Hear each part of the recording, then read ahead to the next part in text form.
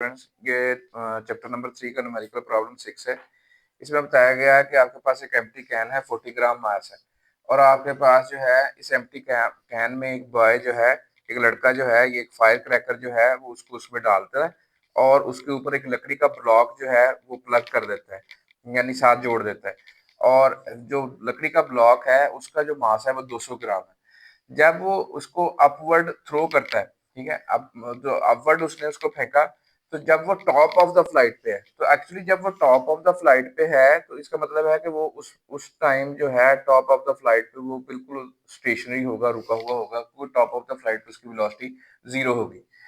सो इसका जो मोमेंटम है, टोटल मोमेंटम इस सिस्टम का ये 0 है। उस वक़्त ये जो फायर क्रैकर है ये ब्लास्ट होता है, ठीक है? और उसके नतीजे में आपके पास जो है वो एक तरफ ये जो है एक तरफ लकड़ी का ब्लॉक जो है वो मूव कर कर जाएगा और एक तरफ आपके पास जो है वो कैन मूव कर जाएगा। सो इस सिस्टम का जो एक्सप्लोड होने से पहले का जो मोमेंटम था वो 0 था और इसका एक्सप्लोड होने के बाद का मोमेंटम भी 0 होगा। एक्चुअली जो एक तरफ का मोमेंटम होगा हम उसको पॉजिटिव ले लेंगे और जो दूसरी तरफ का मोमेंटम होगा उसको नेगेटिव ले लेंगे और इनका सम अप करेंगे तो फिर भी आपके पास वो 0 आएगा। तो एक्चुअली यहाँ पे यानी जो ये लकड़ी का ब्लॉक का मोमेंटम है वो राइटवर्ड्स है और जो ये कैन का मोमेंटम है ये लेफ्टवर्ड है।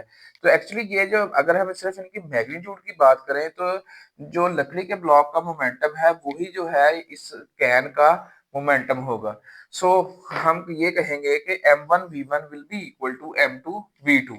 अच्छा, वहां से हम हमने ये जो कैन की जो वेलोसिटी है वो हमने फाइंड करनी है।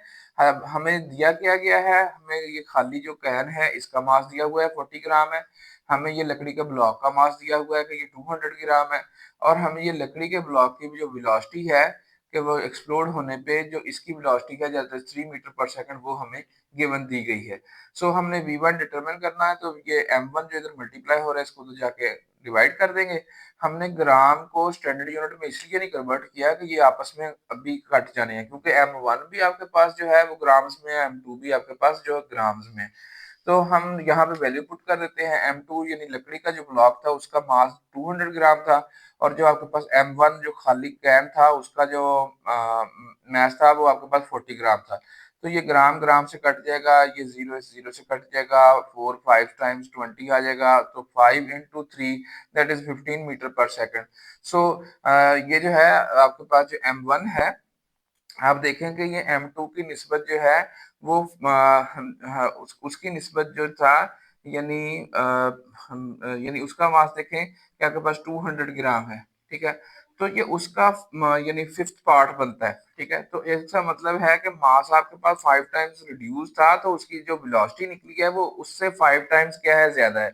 सो जिसकी जहां जब आपके पास मास कम होगा तो उसकी वेलोसिटी जो है वो उतने टाइम्स ज्यादा होगी। जैसे यहाँ पे मास 5 टाइम्स लेस था तो इसकी वेलोसिटी जो है वो 5 times more I as compare to the वो ब्लॉक के जो वेलोसिटी थी। सो ब्लॉक की वेलोसिटी आपके पास 3 मीटर पर सेकंड थी, तो इसका आंसर आपके पास 15 मीटर पर सेकंड आया। Hopefully answer the question. फिर मिलते हैं नेक्स्ट टॉपिक के साथ।